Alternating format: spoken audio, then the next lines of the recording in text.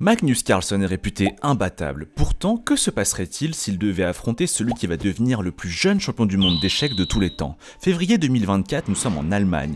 Gukesh joue pion en F4, mais Carlsen ne joue pas et se verse de l'eau. Quel goat!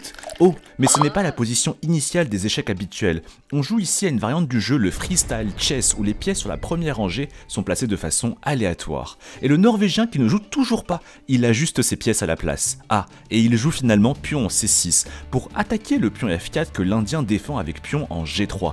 Le Norvégien joue alors pion en F5 pour ouvrir la diagonale de son fou G8. Puis, comme aux échecs classiques, les deux joueurs développent leurs pièces puis vont chercher à prendre le centre, ce que fait en tout cas Gukesh avec pion en D3 puis pion en E4. L'Indien a désormais tout le centre, mais qu'a donc fait Magnus Carlsen? N'aurait-il pas fait fausse route? Sauf que là, le numéro 1 mondial balance pion en G5. Incroyable! Il recule sa chaise, se recoiffe, boit de l'eau en mode GOAT. Son idée, c'est que si l'Indien mange en G5 du cavalier F3, sa dame en B6 pourra capturer la tour en G1 non défendue.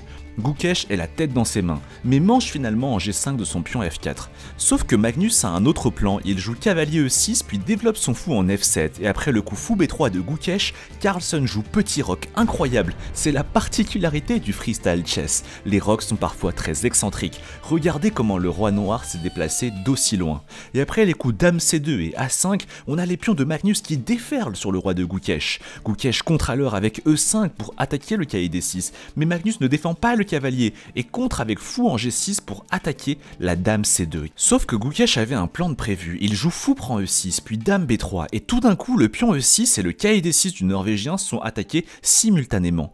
Mais qu'avait donc prévu Magnus? A-t-il commis une erreur? Il n'a pas l'air serein, il fait tomber une pièce puis boit de l'eau. Le Norvégien a désormais moins de temps que Gukesh, il n'a plus que 10 minutes contre 11 pour l'Indien.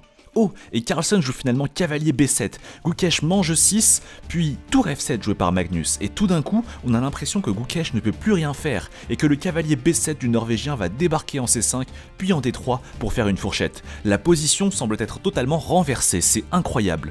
Et Magnus qui le fait, il joue cavalier C5, puis cavalier D3, puis croque le pion B2, et après roi en E2, Magnus fait sa spéciale, il échange les dames, car il sait que sa force, c'est les finales.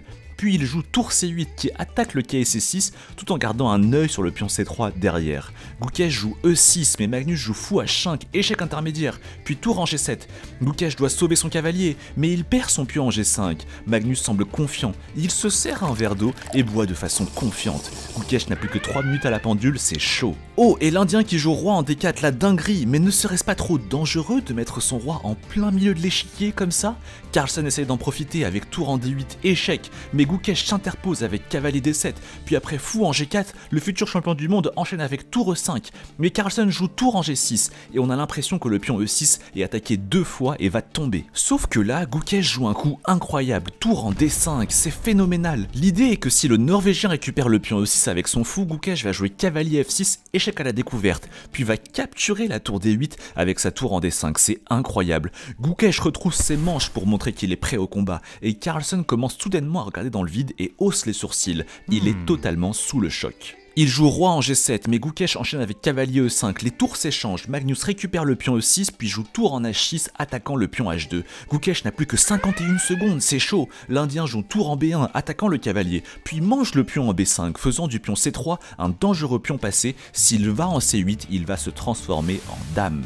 Magnus mange le pion A2 puis le pion H2, mais Gukesh lui mange le pion en A5 et attaque le cavalier A4 du Norvégien avec derrière son fou A2 dans le viseur. Magnus sauve son cavalier, l'Indien n'a plus que 10 secondes, 9, 8, 7, joue Gukesh. Oh, tour A3, il attaque le cavalier, échec, roi bouge, oh, pion en C5, Gukesh va pousser son pion à dame. Tour D5, C6, fou F5, Magnus veut stopper le pion C, pion en C7, le pion va à dame, et Gukesh qui prend la dame blanche sur l'échiquier, il est prêt à transformer son pion, quel goat, mais après tour en C3, Magnus bloque le pion C avec fou en C8. Sauf que le cavalier D1 de Magnus semble hyper fragile entouré des pièces ennemies, et Gukesh l'isole avec cavalier D3, puis tour en C1. Magnus bluffe avec E5, il veut jouer E4 fourchette, 10 secondes, 9, 8, 7, oh il mange en E5, mais cavalier B2, incroyable, 10 secondes, 9, 8, joue Gukesh. Oh, tour F1 échec, roi E7.